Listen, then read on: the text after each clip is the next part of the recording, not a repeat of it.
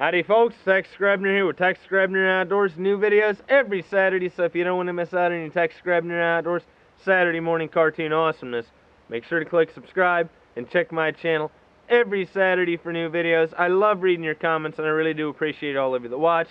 A lot of you guys are going to hate me because I came damn close to breaking my whitetail curse. So I have to stay tuned to find out. The cold, wet fall morning had come with a vengeance. It was just above freezing, and this trouble was compounded by the fact that I discovered the creek had swollen to my waist. And so with soaking wet boots and soaking wet wool pants, I made my way the rest of the way into the stand in the darkness and got my camera set up. Watching in the darkness, waiting, peering into the unknown, envisioning bucks and does prancing past my trail on the funnel that was created by the creek and the timberline in front of me. Everything was absolutely perfect. Now, while I was chilled to the bones from being wet, the wool at least helped and preserved my spirit. But yet, very rarely, when the sun burns away the phantasmagoria in the dark, do you ever find a deer prancing down your trail, giving you a perfect broadside shot. But my favorite time is the darkness just before dawn, when anything is possible, before life is revealed in its cruel reality. Wherever they are known, the white-tailed deer is given mystical properties because of its stealth, its beauty, and its grace. Everything was so absolutely perfect in the chilly mist of this fall morning. So absolutely perfect as I tried to shiver myself warm. The sun was rising slowly, but yet I had seen deer on my trail camera just beyond my stand. The creek at my back, the timber line along the fence at my front, creating a perfect funnel toward their bedding area. Watching, waiting, listening, shivering, filled with excitement for the unknown, but yet slightly disappointed. Anticipating, waiting, simply loving the misery that goes along with the visceral experience of being in the outdoors.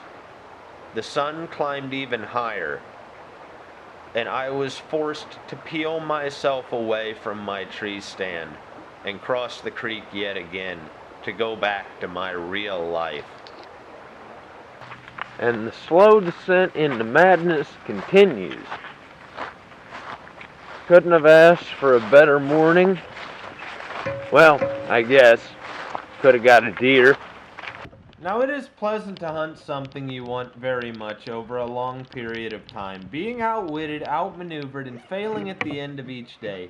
But having the hunt and knowing each time you are out, sooner or later your luck will change, and you will get the chance that you have been seeking. But it is not pleasant to have a time limit by which you must get your kudu, perhaps never get it, nor even see one. It is not the way hunting should be.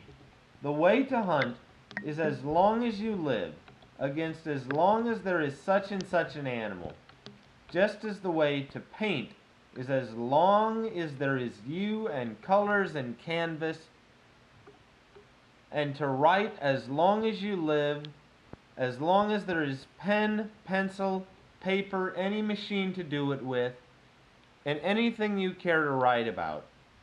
And you feel a fool, and you are a fool to do it any other way. Ernest Hemingway, Green Hills of Africa. The season was still young, and I had the hunt. And so, sitting in the rain, I made up my mind that I was going to hunt. Every day of hunting is exactly the same, but every day of hunting is just a little bit different. The same primal emotions of our ancestors coursing in our veins as our hearts pound. But every day of hunting is just a little bit different. Different sights, different sounds, even different smells. I often compare myself to Hemingway in his quest to get a kudu. I sat, the season still young, shivering from the rain, watching, waiting, listening, hoping and praying, and knowing that with it being such a long rain, that something would happen. And then, after hours and hours of waiting patiently, a buck came striding out of the corn as if he was a fever dream. Antlers on his head, tall and regal. My shivers went away. A primal surge washed over me. It was now time for action. Moving slowly off my camp stool, I made my way up the hill. He was distracted and feeding on the wet grass. At 20 yards, I knew that I could kill him, but I did not let my arrow fly. I moved a bit closer, and he looked right through me. But there was no perceived danger for him.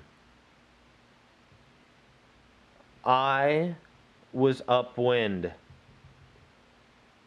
He occasionally checked over his shoulder. I probably should have loosed an arrow while his head was down, but I still wanted to close the distance. I was inside of 20 yards from a whitetail, but I moved carelessly and broke a stick, and he bounded all the distance that I had covered, and then bounded off, absolutely exhilarated with the primal surge that had come from my heart and my bones. I made my way back to my camp stool beneath the honey locust tree, shivering again and wondering, should I have shot, knowing that I could have killed him, but yet wanting to close the distance. He had not winded me, and the fusion camo had done its job. I was happy and yet disappointed. But the way to hunt is as long as there is you and there is such and such an animal. And as the night came down, I made my way out of the cornfield again. As always, God bless all my sportsmen of America. Join the NRA to protect our rights. Please check out my friends over at SOETacticalLeader.com. Thank you very much to those who have been involved in law enforcement and those who are serving in the military. And thanks for watching Texas Grebner Outdoors. Make sure to tune in next week to keep up with my Illinois archery season 2016.